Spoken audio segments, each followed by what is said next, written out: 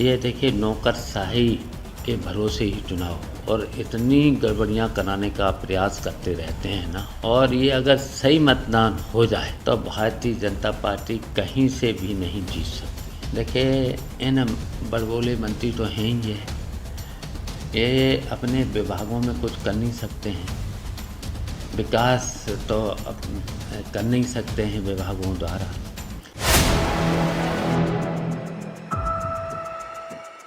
उत्तर प्रदेश में आज इटावा समेत 37 जिलों में नगर निकाय चुनाव के लिए मतदान हो रहा है। एक तरफ जहां शिवपाल यादव ने प्रथम चरण के मतदान में सपा के प्रत्याशियों को जिताने के साथ मतदान में बढ़ चढ़ कर भाग लेने की अपील की है, तो वहीं शिवपाल यादव ने आरोप लगाते हुए कहा है कि नौकरशाही के भरोसे चुनाव हो रहा है और गड़बड़ियां करने का प्रयास किया जा रहा है। वहीं शिवपाल यादव ने यूपी के डिप्टी सीएम केशव प्रसाद मौर्य पर बड़ा हमला बोला है। शिवपाल यादव ने कहा कि केशव प्रसाद मौर्य बड़बोले मंत्री हैं। वो अपने विभाग के द्वारा विकास कार्य कुछ नहीं कर सकते हैं, किसी को रोजगार नहीं दे सकते हैं, भ्रष्ट अधिकारियों पर कार्यवाही नहीं कर सकते हैं, केवल जनता को भ्रमित करते हैं। देखिए उन्होंने क्या कुछ कहा। देते रहते हैं जांच के नाम पर, और अभी तक कितनी जांचें करा ली हैं, कहीं पर भी कोई गड़बड़ी पाई नहीं पाई है। 6 साल हो गए हैं इन्हें यही, कभी जांच कराने का बात करते हैं, किसी को धमकाने की बात करते हैं।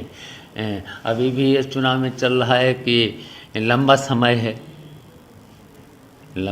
है, इस तरह की धमकियां देते हैं। तो देखिए जनता धमकियां में आने वाली नहीं है। जनता बिल्कुल भारतीय जनता पार्टी की सरकार से नाराज़ हो चुकी है। और जैसे ही अभी तो ये नगर पालिका हो गए, ऐसे ही लोकसभा के चुनाव आएंगे तो बिल्कुल जनता भारतीय जनता पार्टी को हटाने का काम करेगी। अब जैसे एक ब्रजभूषण का मामला चल रहा है, तो केसरगंज के जो सांसद हैं लगातार पहलवान आरोप भी लगा रहे थे, तो क्या लग रहा था आपको कि इसमें इतना डिले क्यों हो रहा? देखिए न्यायालय में चल रहा है मामला, वो तो न्यायालय देखेगा।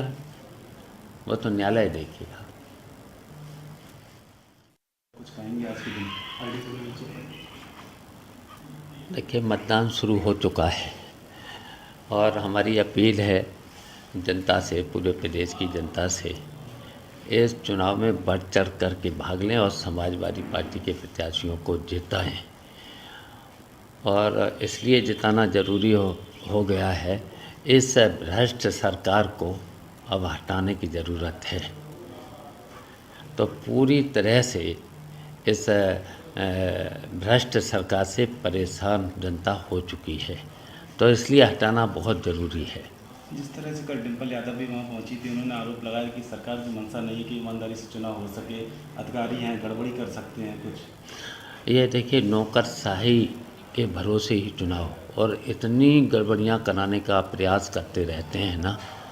और ये अगर सही मतदान हो जाए तो भारतीय जनता पार्टी कहीं से भी नहीं जीत सकती है। जिस तरह से कल केशव प्रसाद मौर्य रहे थे इटावा में, उन्होंने कहा कि साइकिल पंचर हो चुकी है, अब जनता जो है टायर ट्यूब भी उखाड़ेगी। देखिए इन बड़बोले मंत्री तो हैं ही है, ये अपने विभागों में कुछ कर नहीं सकते हैं, विकास तो कर नहीं सकते हैं विभागों द्वारा।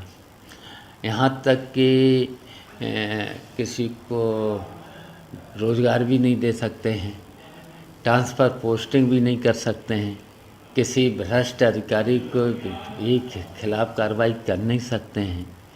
तो ये बड़बोले मंत्री हैं, केवल ये जनता में यही प्रचार कर सकते हैं, रोज़गार दे नहीं सकते हैं। शिक्षा का अगर जनता शिक्षित हो जाएगी तो इनसे सवाल करेगी, रोज़गार मांगेगी।